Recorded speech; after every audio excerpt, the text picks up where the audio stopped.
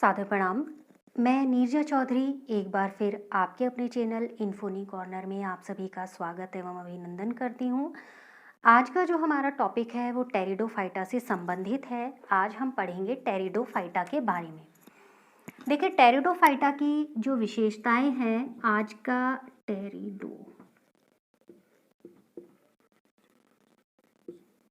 Pteridophyta की जो विशेषता है उनको आज के टॉपिक में शामिल किया है। और हमने शामिल किया है कि ब्रायोफाइटा के साथ में इसका जो एक तुलना है, एक कंपैरिजन है वो, यानी कि ब्रायोफाइटा से टेरिडोफाइटा अलग क्यों है। देखिए, पहले तो ये जान लेते हैं कि टेरिडोफाइटा का यूज़ कहाँ कहाँ होता है। टेरिडोफाइटा का जो पर्पस है वो मेडिसिनल भी है और ऑर्नामेंटल भी है, यानी कि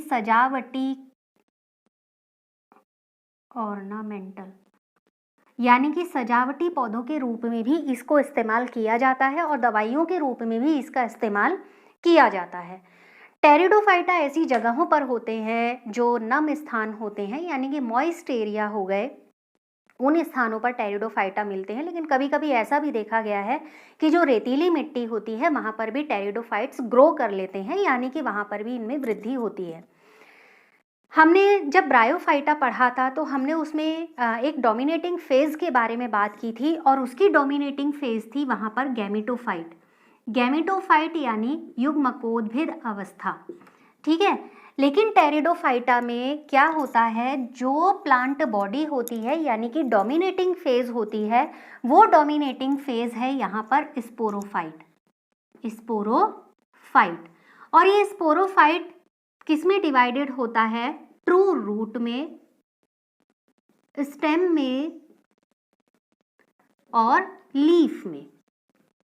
यानी कि प्लांट बॉडी जो है वो रूट, स्टेम और लीफ में डिवाइडेड होती है। रही बात अब ब्रायोफाइटा की, ब्रायोफाइटा में हमने पढ़ा था कि जो डिवीजन होता है वो कैसा होता है, फुट, सीटा और कैप्सूल में यहाँ पर डिवीजन होता है। टेरिडोफाइटा के बारे में एक और महत्वपूर्ण तथ्य है कि ये फर्स्ट ऐसे टेरेस्ट्रियल प्लांट कहे जाते हैं, स्थलीय पौधे कहे जाते हैं, जिनमें कि वैस्कुलर टिश्यू प्रेजेंट थे। वैस्कुलर टिश्यू मतलब संवहन ऊतक। ठीक है, वैस्कुलर टिश्यू मतलब संवहन ऊतक उपस्थित थे। और संवहन ऊतक मतलब क्या हुए? जाइलम और फ्लोएम।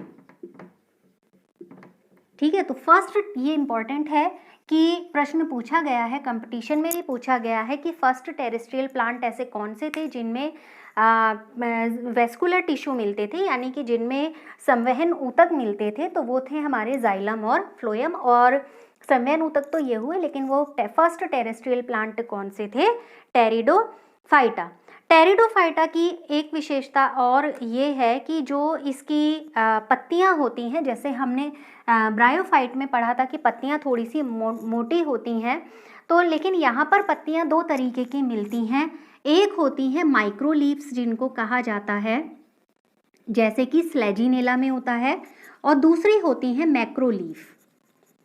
ठीक है, जैसे कि होती हैं फर्न में। इसका उदाहरण है स्लेजिनेला। ठीक है, तो दो तरीके की पत्तियां मिलती हैं और ये जो माइक्रो लीव्स होती हैं बहुत पास पास अरेंज रहती हैं, और जिसकी वजह से जो स्पोरोफाइट पर ये लगी हुई पत्तियां कई बार जब बहुत पास पास अरेंज होती हैं तो एक कोन जैसा फॉर्म करती हैं। सपोज ये लीफ है तो इस तरीके से ये अरेंज है। जैसे मैं स्लेजिनेला का एक एग्जांपल बना रही हूँ, स्लेजिनेला ही की पत्तियां ही वो एक कोन फॉर्म करती हैं, जैसे ये हो गया।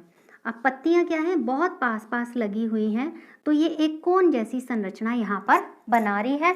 और फर्न की पत्तियां आपने देखी ही हैं, जैसे नदी के किनारे पर या जहाँ पर खेतों में पानी दिया जाता है, या छोटी छोटी नहरें भी होती हैं, तो उनके किनारों पर फर्न बहुत अधिक मात्रा में पाए जाते हैं। तो ये टेरिडोफाइटा के कुछ उदाहरण के अंतर्गत आया।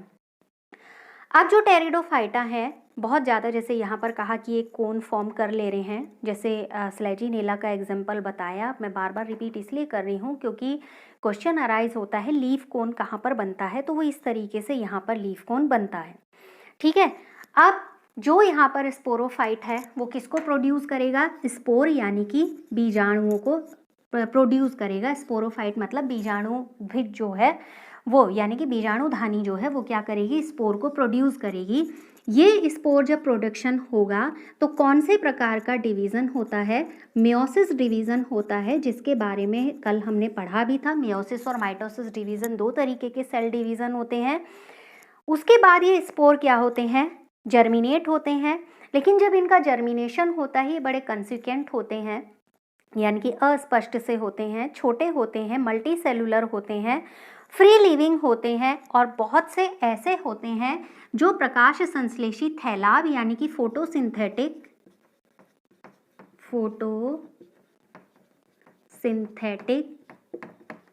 थैलॉइड गैमीटोफाइट बनाते हैं, युग्मकोद्भिद बनाते हैं। ठीक है, अब ये जो इस प्रकार के युग्मकोद्भिद यानी कि गैमेटोफाइट बन रहे हैं, इनको बोला जाता है प्रोथैलस, LUS। ठीक है, इसको क्या कहा जाता है, प्रोथैलस, जो हिंदी और इंग्लिश दोनों में प्रोथैलस ही है। ठीक है ना, जो हिंदी और इंग्लिश दोनों में क्या है, प्रोथैलस ही है। अब ये जो गैमेटोफाइट है, इसे उगने के लिए कैसी जगह चाहिए, ऐसा एरिया चाहिए जो शेडी हो, ठंडा हो, गीला हो। और टेरिडोफाइट्स की कुछ और महत्वपूर्ण चीज़ें या नीड की मैं बात करूं तो कुछ लिमिटेड नीड्स होती हैं, और इस स्पेशल कैरेक्टर की वजह से ही टेरिडोफाइट्स बहुत लिमिटेड जियोग्राफिकल एरिया में पाए जाते हैं। ठीक है, जो लिमिटेड नीड्स हैं उनके अंतर्गत जैसे फर्टिलाइजेशन हो रहा है, फर्टिलाइजेशन के लिए पानी की आवश्यकता होगी, और पानी की आवश्यकता कम होने की वजह से ही जो इनका फैलाव है वो फैलाव कम होता है। ठीक है, क्योंकि देखिए 2 तरीके के यहाँ पर गैमेटोफाइट आते हैं, एक आते हैं मेल गैमेटोफाइट और एक आते हैं फीमेल गैमेटोफाइट। मैं यहाँ लिखती हूँ इसको, मेल गैमेटोफाइट और फीमेल गैमेटोफाइट। ठीक है, ये लिख रही हूँ यहाँ पर, 1 मिनट। मेल गैमेटोफाइट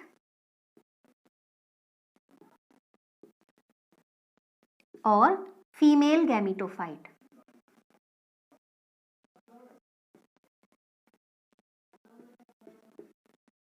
ठीक है, मादा युग्मकोद्भिद और ये क्या है, नर युग्मकोद्भिद। तो 2 तरीके के बने यहाँ पर। तो मेल गैमेटोफाइट जो वो कहा जाता है, वो क्या कहा जाता है, एंथ्रीडियम। मेल गैमेटोफाइट को हिंदी में तो बोलते हैं हम पुंधानी, लेकिन ऐसे बोलते हैं, इंग्लिश में बोलते हैं एंथ्रीडियम, एंथ्रीडियम। ठीक है, और ये क्या होता है, स्त्रीधानी। हिंदी में क्या होता है, ये जो फीमेल गैमेटोफाइट है स्त्रीधानी, इसे बोला जाता है आर्चिगोनियम। अगर सिंगुलर है गोनिया और एंथ्रीडिया। अब जो एंथ्रीडियम है, यहाँ से ये क्या निकालते हैं, एंथ्रोजॉइड्स को बनाते हैं। ठीक है, एंथ्रोजॉइड्स जो बनेंगे, उन एंथ्रोजॉइड्स को आर्चिगोनिया के मुंह तक पहुँचने के लिए, यानी कि आर्चिगोनिया तक पहुँचने के लिए ज़रूरत होती है किसकी, वाटर की। ठीक है, अब ये जो पानी की आवश्यकता होती है, इस पानी की सहायता से ये यहाँ पर पहुँचे। यहाँ पर ये किसके साथ फ्यूज़ हो गए, एग के साथ फ्यूज़ हो गए। जब एग के साथ इनका फ्यूज़न हो गया तो ये क्या बनाएंगे, जाइगोट बनाएंगे। ठीक है, अब ये जो जाइगोट का निर्माण हो रहा है कब होगा, जब एंथ्रोजॉइड्स इसके साथ क्या हो जाएंगे, जुड़ जाएंगे या संलग्न ये हो जाएंगे, ये जाइगोट बनाएंगे। अब बनने वाला जाइगोट कैसा होगा, बनने वाला जाइगोट होगा मल्टी सेलुलर और एक बहुत ही क्लियर तरीके का स्पोरोफाइट यहाँ पर होगा।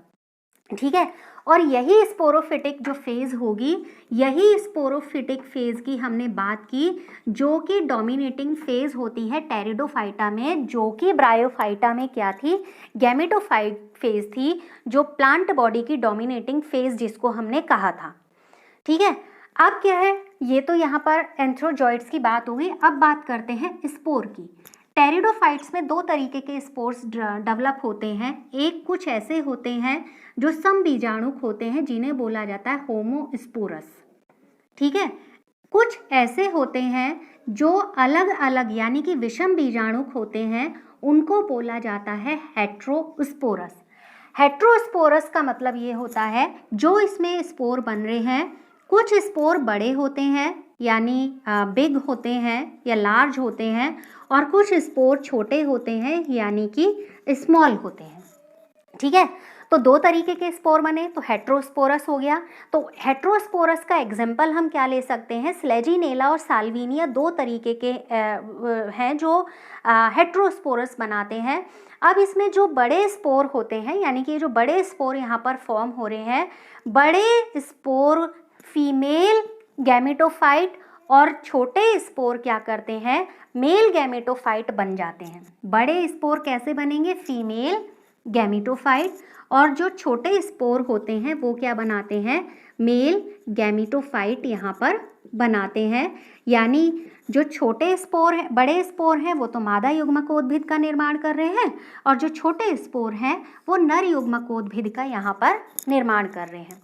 ठीक है, अब यहाँ पर क्या होगा, जब ये युग्मकोद्भिद बन गए तो ऐसे पौधों में जो फीमेल गैमेटोफाइट होता है, ये फीमेल गैमेटोफाइट अपनी आवश्यकताओं की पूर्ति के लिए जो पेरेंट स्पोरोफाइट है उस पेरेंट स्पोरोफाइट से अटैच रहता है।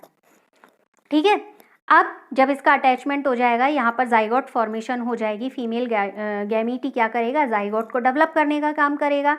तो यहाँ पे एक नया क्या बनेगा, एम्ब्रियो का डेवलपमेंट होगा। जाइगोट जब आप बाद में डेवलप हो जाता है तो वो क्या बनाता है, विकसित होकर, मतलब डेवलपमेंट की आगे वाली स्टेज इसके संदर्भ में क्या होती है, भ्रूण का निर्माण होना, यानी कि इन्फेंट एम्ब्रियो यहाँ पर बनना। लेकिन प्लांट की बात हो रही है तो प्लांट से ही संबंधित छोटे एक एम्ब्रियो की बात है, भ्रूण की बात है। अब ये जो यहाँ तक की प्रक्रिया है, ये वाली प्रक्रिया कही जाती है प्रीकर्सर ऑफ सीड हैबिट, यानी कि जो बीज निर्माण की प्रकृति है उस बीज निर्माण की प्रकृति की एक पूर्व अवस्था कही जाती है, या माना जाता है कि ये बीज निर्माण या बीजी प्रकृति की ओर बढ़ रही है। तो इसको क्या कहा जाता है, सीड हैबिट। इसे क्या कहते हैं, सीड हैबिट। ठीक है, अब ये तो थी यहाँ तक की व्यवस्था। उसके बाद बात आती है कि जो जब हम क्लासिफिकेशन पढ़ेंगे आगे तो उसमें हम टेरिडोफाइटा का भी क्लासिफिकेशन पढ़ेंगे। तो उस क्लासिफिकेशन यानी कि वर्गीकरण को जब हम पढ़ेंगे तो टेरिडोफाइटा को 4 क्लासेस में यानी कि 4 वर्गों में डिवाइड किया गया है। वो 4 वर्ग कौन कौन से हैं, मैं लिख दे रही हूँ, कितने वर्गों में बांटा गया है, 4 वर्गों में, यानी कि 4 क्लास में उसका डिवीज़न किया गया है। तो पहला कौन सा है इसमें, पहला है हमारा साइलोपसीडा। पहला है साइलोपसीडा। ठीक है, दूसरी जो इसकी क्लास है, जो जिसके साइलोपसीडा के अंतर्गत साइलोटम एग्जाम्पल है, मैं रिपीट कर रही हूँ, साइलोपसीडा के अंतर्गत उदाहरण क्या है, साइलोटम। दूसरा है लाइकोपसीडा। लाइकोपसीडा।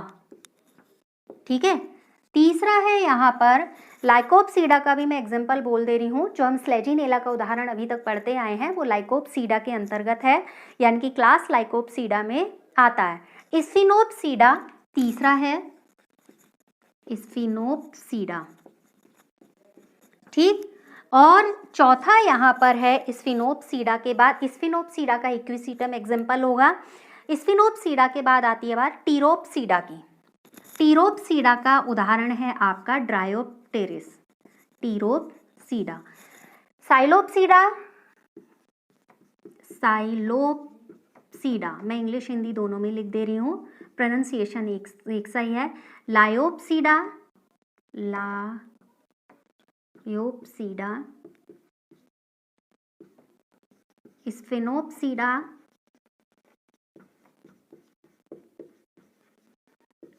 और टेरोपसीडा। ये 4 क्लासेस हैं, हिंदी इंग्लिश दोनों में मैंने लिख दिया है, मैं फिर से उदाहरण बता दे रही हूँ। साइलोपसीडा का साइलोटम एग्जाम्पल है, लायोपसीडा का एग्जाम्पल है, तो लाइकोपोडियम भी है, नहीं तो हम स्लेजिनेला के बारे में बात की हमने तो स्लेजिनेला है। तीसरा इसमें स्फिनोपसीडा है, स्फिनोपसीडा का उदाहरण है इक्विसिटम, और इसमें है ड्रायोप्टेरिस, यानी कि टेरोपसीडा में ड्रायोप्टेरिस उदाहरण है। तो फिलहाल जो हमारा आज का सेशन है उसमें हम इतनी ही बात करेंगे, जिसमें हमने पढ़ा टेरिडोफाइटा के कुछ मेन फीचर्स, हमने ब्रायोफाइटा के साथ उसका कंपैरिजन पढ़ा, और आज का सेशन यहीं समाप्त करते हुए नेक्स्ट सेशन में हम पढ़ेंगे जिम्नोस्पर्म्स को, जिन्हें हिंदी में अनावृत बीजी या नग्न बीजी कहा जाता है, उनके बारे में। तो लगातार साथ बने रहने के लिए आप सभी का एक बार फिर बहुत बहुत धन्यवाद।